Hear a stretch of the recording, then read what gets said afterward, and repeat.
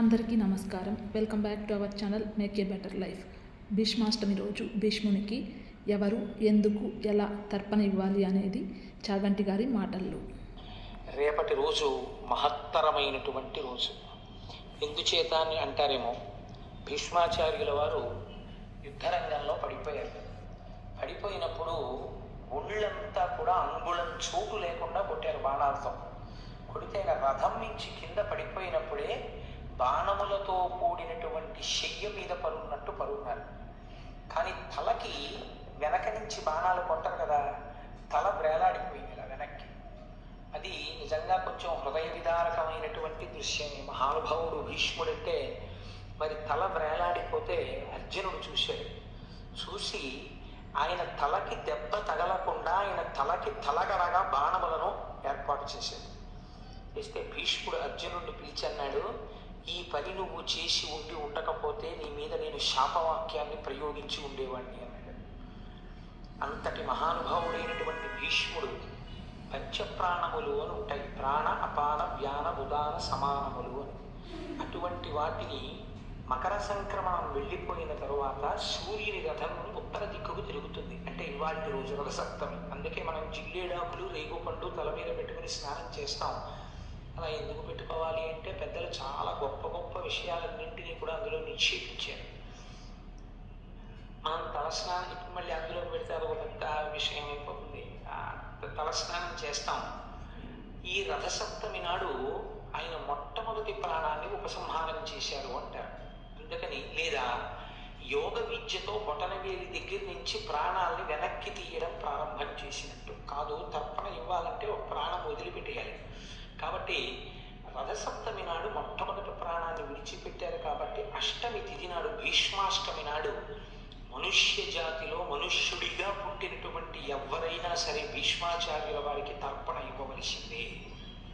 చిత్రం ఏంటంటే, రేపటి రోజున తలస్నానం చేసి భీష్మాచార్యుల వారికి తర్పణ ఎందుకు ఇవ్వాలి అని అడిగారు. తర్పణ కొడుకిస్తాడు. భీష్ముడికి ఒక్కడికి మాత్రం, ఇంకెవ్వరికి లేదు ఈ మర్యాద, ఒక్క భీష్ముడికి ఎందుకు ఇవ్వాలి అని అడిగారు. రేపటి రోజున ఎవరు భీష్మాచార్యుల వారికి తర్పణ విడిచిపెడతారో వాళ్ళకి రెండు ఫలితాలు చెప్పారు. పుత్ర సంతానం ఈశ్వరానుగ్రహంగా పొందినటువంటి వారైతే వారు రేపటి రోజున తర్పణ విడిచిపెడితే ఈ ఏడాదిలో వాళ్ళ వల్ల తెలిసి కానీ తెలియక కానీ జరిగినటువంటి పాపరాశిని ధ్వంసం చేస్తారు. ఏడాదిలో జరిగిన పాపాలు ఇంకా ఖాతాలో ఉండవు. రెండు, సంతానము లేనివారు ఉంటే రేపటి రోజున నువ్వులతో కలిపి తర్పణ విడిచిపెట్టాలి. అలా విడిచిపెడితే వచ్చే భీష్మేకాదశికి నువ్వులతో విడిచిపెట్టవలసిన అవసరం లేకుండా కొడుకుంటాడు అని శాస్త్ర ప్రమాణం. ఎన్నో చోట్ల ఈ విషయం ప్రస్తావన చేశారు పెద్దలు. భీష్మాష్టమి నాడు తప్పకుండా తర్పణ విడిచిపెట్టి తీరవలసినదే, లేకపోతే మనుష్యుడుగా పుట్టడమే హేయమైన విషయం అయిపోతుంది అని. అలా తర్పణ విడిచిపెట్టేటప్పుడు దానికి సంబంధించినటువంటి శ్లోకం లేకుండా విడిచిపెట్టకూడదు. కాబట్టి రెండు శ్లోకములు ఉంటాయి. ఆ శ్లోకములను చెప్తూ విడిచిపెట్టాలి. ఏ గోత్రంలో పుట్టాడు ఆయన, ఏ ప్రవర కలిగినటువంటి వాడు, ఏ కారణం చేత మీరు తర్పణ ఇస్తున్నారు అన్నది చెప్పాలి. అదే వైయాఘ్రపద్య గోత్రాయ, వైయాఘ్రపద్య గోత్రం భీష్మాచార్యుల వారు.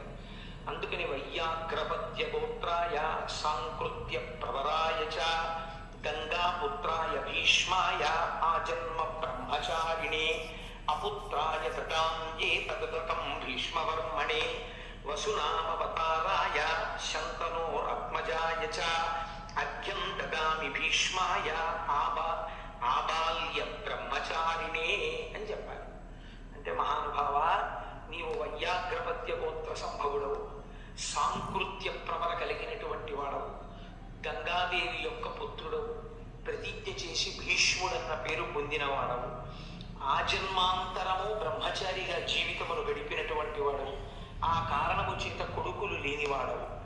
అందుచేత నీ వంటి ధర్మమూర్తి యుద్ధభూమిలో పడిపోయినప్పుడు కృష్ణ భగవానుడంతటి వాడు ఈ పని చెయ్యవలసిందే అన్నాడు. కనుక నేను భీష్మవర్మనే, క్షత్రియుడైతే వర్మ అనాలి, వైశ్యుడైతే గుప్త అనాలి, బ్రాహ్మణుడైతే శర్మ అనాలి ఉపనయనం తర్వాత. అందుకని ఓ భీష్మవర్మ, మీకు మేము తర్పణ విడిచిపెడుతున్నాం. వసునామవతారాయ, అష్టవసులలో ఒకడవైనటువంటి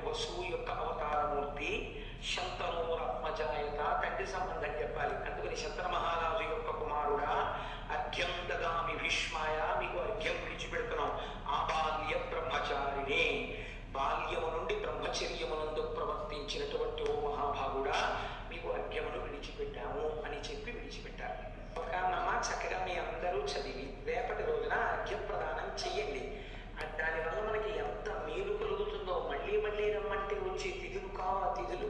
అటువంటి తిథులు ఎంతో మనం తప్పకుండా ఆ పని చెయ్యాలి. అసలు మీకు నేను ఒక రహస్యం చెప్తే ఆశ్చర్యపోతాను.